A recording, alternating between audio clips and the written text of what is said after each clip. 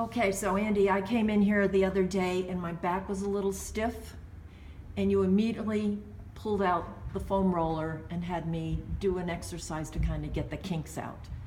So I'm gonna have you demonstrate that, and we also brought along a towel because not everybody has a foam roller at home. So let's go. Okay, so you came in, had cranky shoulders or soreness, tightness in the shoulders.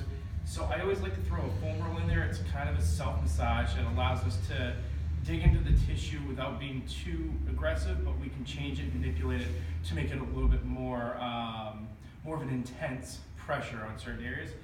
So what I'd like to have people do is using a foam roller it's almost like a backstroke like swimming. And what it is you line yourself up so your hips and head are both supported. So we're here just trying to stabilize, make sure it's going straight down your spine, and it's just coming up over the top, just like you're doing a backstroke. And then as you come over just look to the opposite direction. And then come back around, head comes back forward, and then you come up over, look to the opposite direction, and come around. And then the second part of it is trying to keep your back nice and flat to the foam roller, and then just taking both hands and just coming up and over and just letting them fall. If you get to a sticking point, try to hold it there and not try to push past, just keep it right there and just slowly just try to let them drop. Again, while doing this, try to maintain good breathing, good controlled breathing, so you're not sitting there trying to force the motion. The more relaxed you are with your breathing, the easier it is to actually get a better stretch through the movement. Now, if you don't have a foam roller, I always recommend using a towel, especially like a beach towel where you can roll it up. And it works exactly the same.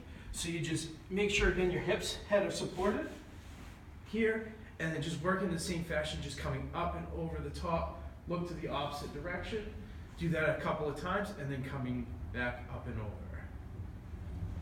And I have to say, when I did it the other day, it felt wonderful. And I've got a stick here. You can use a broomstick or a dowel if you have it.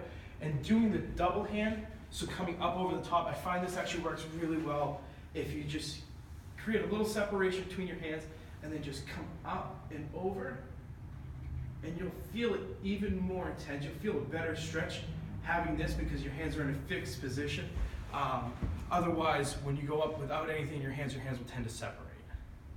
What's that little thing on the floor? So the third thing I've got is a peanut. So basically it's two tennis balls taped together. So what it does is there's a little bit of a valley here in between the two balls where they meet, and that actually will cradle your spine.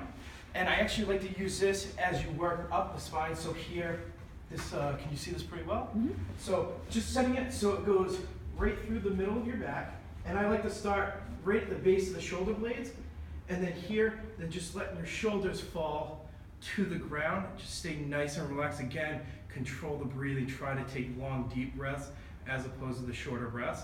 And the same thing, just coming up and over. And as you move, your shoulder blades will open up and you actually feel the tennis balls dig into the muscles in and around the spine. So you move those tennis balls up and down your spine? And then, yep, you slowly just work it up the spine and then just stop where you get to about here on your upper back, right below the neck. But the same thing, you can do the swims, do one arm at a time, do both arms at the same time. All right. Thank you. All right.